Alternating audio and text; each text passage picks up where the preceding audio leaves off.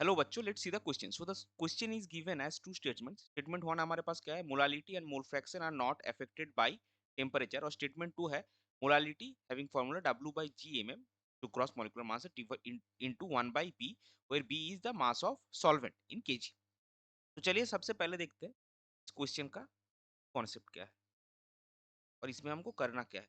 तो इसमें देखिए, जो स्टेटमेंट दो स्टेटमेंट गिवन है, अगर आप चार ऑप्शन में देखेंगे तो हमको ये चूज करना है कि दोनों स्टेटमेंट में से कौन सा करेक्ट है, कौन सा इनकरेक्ट है, या फिर दोनों ही करेक्ट है और दोनों ही इनकरेक्ट है. तो इसका जो की कॉन्सेप्ट होगा वो होगा मोल फ्रैक्शन एंड मोलालिटी. तो अभी देखिए मोल फ्रैक्शन क्या होता है. अगर हम इसका सिर्फ फॉर्मूला देखेंगे, मोल फ्रैक्शन को आप थ्योरेटिकली और फॉर्मूला मतलब एक ही चीज. Mole fraction is number of moles of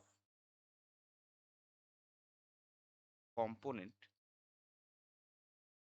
moles of a component or of mole of a component in a solution divided by total number of moles in a solution. So यहाँ पे आप number of moles से सिर्फ काम कर रहे हैं, सिर्फ नंबर ऑफ मोल्स इन्वॉल्व है. इसका मतलब क्या? मास आपका इन्वॉल्व है. और अगर मोलालिटी हम देखेंगे, molality is given as number of moles of solute dissolved in 1000 gram और 1 kg ऑफ सॉल्वेंट. सो इसमें भी आपका सिर्फ मास ही यूज हो रहा है. आप सॉल्यूट का भी नंबर ऑफ मोल्स यानी कि मास ले रहे हैं और सॉल्वेंट का भी आप मास ले रहे हैं 1 kg या 1000 kg या फिर जो भी केजी आप लेंगे. इसका मतलब क्या होगा? जो पॉइंट है और जो एक्सप्लेनेशन है वो ये है that molality and mole fraction both deals with mass of components and mass is not affected by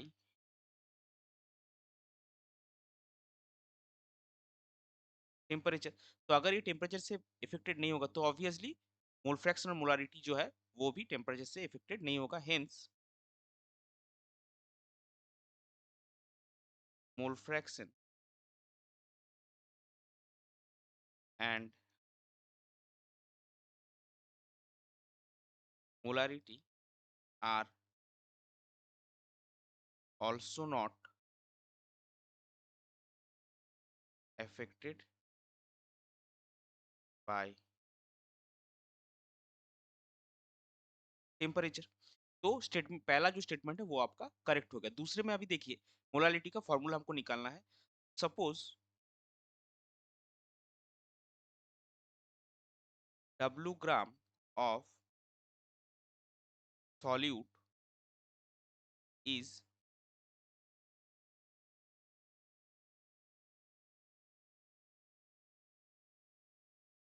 dissolved in p/kg of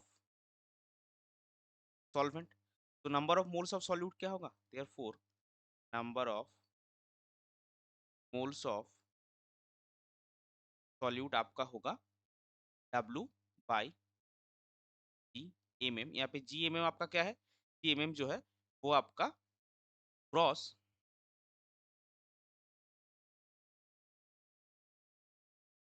sorry ग्राम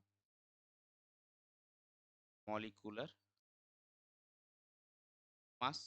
तो ये जो नंबर ऑफ मोल्स है सॉल्यूट, ये कितने केजी में डिसॉल्व है? B kg में. सो मोलालिटी हमने क्या लिखा था? Molality is the number of moles of solute dissolved in 1 kg of solvent. So अगर b kg में इतना डिसॉल्व है तो 1 kg में कितना होगा? Therefore मोलालिटी इक्वल टू, ये आपका नंबर ऑफ मोल्स हो गया, ये कितने में डिसॉल्व है? b kg में, तो 1 kg में कितना होगा? 1 बाई p। ये आपका मोलालिटी आएगा। देखिए यही फॉर्मूला हमने स्टेटमेंट 2 पे गिवन है, यहाँ पे b को हम kg लिख रहे हैं, तो ये भी आपका करेक्ट है। फाइनली हम क्या लिख सकते हैं? Both statement